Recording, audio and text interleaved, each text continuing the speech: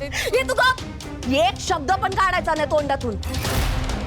तुझ्यामुळे एवढी हिंमत झाली आज त्याची.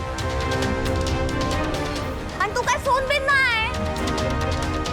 तू या घराला लागलेला फक्त आणि फक्त एक शाप आहेस.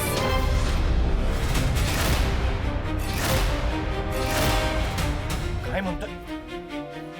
काय चुकीचं बोलते ती? काय करणार आहेस तू? हाय ती पांढऱ्या पायाची. हा काय करणार आहेस मग? हिच्यासाठी आई बहिणीवरती तू हात उचलणार आहेस? मार की. थांबलायस? पुऱ्या करा तमाशा. जा जेवणाचं बघा. जेवणाची सोय होईल, पण अख्खा स्वयंपाक हिने एकटीनं करायचा. माझी कुठली बी मदत मिळणार नाही.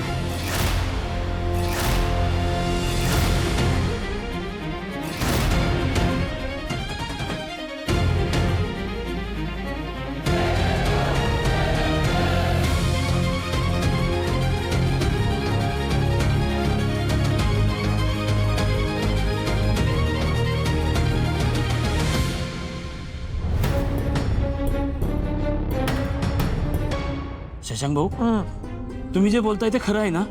खरंच होईल ना माझं काम? यो शशांक बोलला म्हणजे काळ्या दगडावरची पांढरी रेगी. 100% तुमचं काम होणार. तुमच्या पोराचं ऍडमिशन जिथं पाहिजे तिथं करू आपण. काय हे कलियुग आहे. या कलियुगात सख्खे भाऊ एकमेकाच्या उरावर बसतात जमिनीसाठी. मग मी तुमचं काम फुकट कसं करायचं? काम व्हायला हवं असेल तर 15,000 लागतील, ते बी रोकडा कॅश. जमतंय का?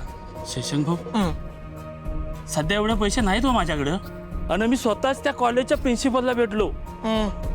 ते म्हणलं 52% मार्कावर सायन्सला ऍडमिशन मिळणं कठीण आहे. ते तुमचं तोंड बघून बोलला असेल. शशांक भाऊ, तुमची एवढी मोठी ओळख आहे. त्या कॉलेजचे ट्रस्टी सुद्धा कोणाला पण नाही म्हणतात. हो काका, तुम्ही काय हलक्यात घेता काय हो मला?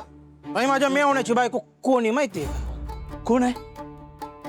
खुद्द शिक्षण मंत्र्याची पोर माझ्या मेवण्याची बायको आहे. मोठा भाऊजी आहे मी तिचा. सोयरी घ्या आमची मंत्र्यासोबत. तुम्हाला सांगतो, त्यांच्या बंगल्यावर उठ बस असते आपली. एक फोन आला ना बंगल्यावरून तुमच्या त्या प्रिन्सिपलला, तर हादरल ना. काय? मग शिक्षण मंत्र्यांची मुलगी तुमच्या नात्यातली आहे? इशय आहे का? पण भाऊ, एवढे पैसे कुठून आणू मी?